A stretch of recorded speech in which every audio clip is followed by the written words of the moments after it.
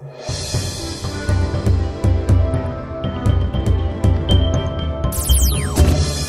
pemirsa, apa kabar? Kesetiaan Anda menantikan Ni Hao Tiongkok setiap minggunya adalah motivasi bagi kami untuk terus menyajikan berita-berita menarik dan aktual seputar Tiongkok.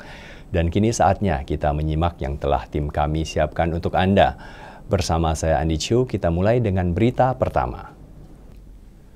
Mantan Perdana Menteri Pakistan Shahid Khaqan Abbasi mengatakan hubungan antara Pakistan dan Tiongkok akan berkembang jauh karena kedua negara terus mempromosikan persahabatan mereka di seluruh bidang. Tahun ini menandai ulang tahun ke-73 pembentukan hubungan diplomatik antara Tiongkok dan Pakistan. Kedua belah pihak sepakat bahwa Tiongkok dan Pakistan adalah mitra kerjasama strategis dalam segala cuaca dan merupakan saudara serumpun. Persahabatan antara kedua negara telah teruji oleh waktu dan tidak dapat dipatahkan. Dalam sebuah wawancara eksklusif baru-baru ini dengan China Global Television Network atau CGTN di Provinsi Sichuan, Barat Daya Tiongkok, Abbasi mengatakan bahwa hubungan bilateral siap untuk tumbuh lebih jauh di masa depan karena strategis bagi keduanya. Yes, it's a very old friendship and it can only grow. We are growing not only in political terms, in economic terms, in military terms. We are neighbors. We have a close relationship on most issues in the world. In fact, all issues we are together. So it's a relationship which is very strategic for both the countries, and especially with the BRI, and CPEC is part of the BRI. So it's become even a stronger relationship with the years. And I hope to see it grow further. Situasi dan prospek ekonomi dunia untuk jangka menengah 2024 yang dirilis oleh Perserikatan Bangsa-Bangsa pada tanggal 16 Mei 2024 mengatakan bahwa prospek ekonomi global pada dasarnya telah membaik sejak bulan Januari 2024. Ekonomi Tiongkok pun diprediksi akan sedikit meningkat dengan pertumbuhan yang kini diperkirakan mencapai 4,8% pada tahun ini. Tapi beberapa media barat telah menggembar-gemborkan teori bahwa ekonomi Tiongkok telah mencapai puncaknya. Abbasi mengatakan bahwa ramalan media semacam itu bias karena bertentangan dengan hukum ekonomi. China has sustained double-digit growth for many years. So it is natural that when the economy stabilizes, it plateaus, then you have growth of this level.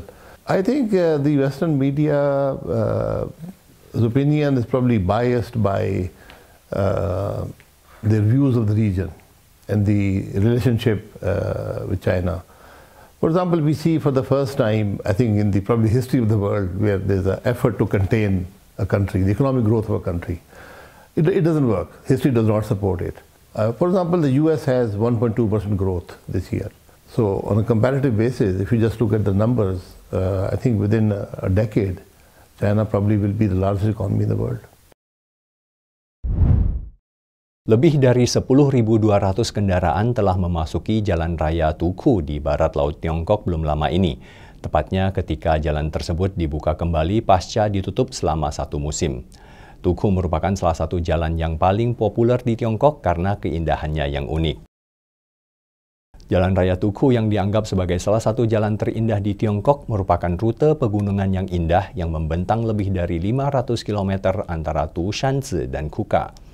Sebagai jalan utama yang menghubungkan Xinjiang Utara dan Selatan, jalan ini terkenal dengan landscape alamnya yang spektakuler, termasuk gletser, hutan, dan padang rumput. Karena faktor alam seperti cuaca bersalju dan lapisan es di jalan raya ini hanya dibuka dari bulan Juni hingga Oktober setiap tahunnya, sehingga menarik minat para turis dan pengendara sepeda motor. Pada hari pembukaan kembali, ruas Jalan Raya Usu mengalami lonjakan pengunjung yang signifikan. Lebih dari 10.200 kendaraan dan 30.600 wisatawan memadati area tersebut, yang menandai peningkatan 30,7% dibandingkan hari yang sama tahun lalu. Pusat Layanan Terpadu Multifungsi USU untuk pariwisata menyambut lebih dari 12.000 wisatawan pada hari pertama pembukaannya. 独库通车第一天，乌苏驿景区酒店77间客房全满，15栋民宿入住率达到80%左右。今日入客入住率380人左右，外部1050辆停车场也基本全部停满。 Kota Shanghai tengah memajukan upayanya dalam mendaur ulang kendaraan energi baru dengan meningkatkan proses pembongkaran dan daur ulang baterai, mendorong pertumbuhan industri, serta memanfaatkan sumber daya dan teknologi lokal. Ketika kendaraan mencapai akhir masa pakainya, mereka akan diarahkan ke pabrik daur ulang dan pembongkaran. Sebuah mobil kecil yang dibongkar dapat menghasilkan sekitar 36 kg karet, 70 kg plastik, 740 kg besi tua, dan 100 kg aluminium. Seiring dengan perkembangan kendaraan energi baru melalui pembaruan dan iterasi, industri pembongkaran kendaraan menghadapi tantangan lingkungan yang baru, karena komponen kendaraan energi baru yang berbeda dibandingkan dengan mobil bahan bakar fosil, ada resiko lebih tinggi dari bahaya pembongkaran dan pencemaran lingkungan. Memperkuat rantai industri yang sesuai dengan peraturan hulu dan hilir sangatlah penting. Oleh karena itu, Shanghai secara aktif meningkatkan jaringan daur ulang untuk produk dan peralatan lama, mempromosikan layanan pengumpulan mobil dari pintu ke pintu, dan mendorong produsen mobil untuk mengembangkan sistem daur ulang yang cerdas dan otomatis. 新能源汽车拆解呢，主要分为电池的安全拆解，汽车的废油液的以及氟良的那个无害化处置。新能源汽车拆解呢和油车最大的区别呢，就是对动力电池的这个安全处置。拆解动力电池呢，需要安全的放电，然后需要有专用的工具，以及呢那个防护措施。 Pensiunan polisi bernama Hansen Nico Reni dari Luxembourg melakukan perjalanan ribuan mil untuk membenamkan diri di daerah pedesaan Tiongkok dan jatuh cinta pada apa yang disebutnya sebagai bagian terbaik di dunia yang pernah dikunjunginya. Hansen datang ke daerah otonomi Guangxi Zhuang di Tiongkok Selatan sebagai turis pada tahun 2016. Dia menyukai pedesaan dan penduduk desa tersebut dan akhirnya memutuskan untuk menetap di Guangxi. Pada tahun 2018, setelah bertemu dengan Xie Wanju, kepala desa Lianhua, Hansen mengunjungi desa Catong untuk menawarkan bantuan sebagai sukarelawan. Then I meet Xie Wanju, and he said me this is about poverty alleviation. The government helps the people out of poverty. That's why now these people, our young students, these volunteers, help here to build. I said, that's okay. If you need help, you can call me. Seiring berjalannya waktu, keduanya menjadi mitra yang dekat, dan Hansen dikenal sebagai asisten asing bagi penduduk desa. Selama 3 tahun, mereka membantu penduduk desa memperbaiki jalan, menanam markisa, dan beternak. Pada November 2022, penduduk desa Catong secara resmi diakui telah terangkat dari kemiskinan, yang membuat Hansen merasa sangat bahagia. Masa tugas Xie Wanju di desa Catong berakhir pada tahun 2023, dan dia kemudian pindah ke desa Lianhua. Bersama Xie, Hansen telah menjelajahi setiap sudut desa tersebut. Pada bulan Maret 2024, Hansen dan penduduk desa menyambut para turis dari berbagai penjuru untuk menikmati bunga-bunga yang bermekaran. Pada bulan Mei tahun ini, Hansen bergegas memetik dan mengangkut buah plum yang sudah matang bersama penduduk setempat, lalu menjualnya ke pelanggan dan bisnis. Hansen menetap di Guangxi dan menikahi seorang wanita Tiongkok, menjadikan Tiongkok sebagai rumahnya. This is coming from the heart. The best part of the world I ever visited for myself. When I see them happy, this happiness comes back to me. Kota Sanya di Provinsi Hainan dikenal sebagai salah satu destinasi wisata tropis terkemuka di Tiongkok.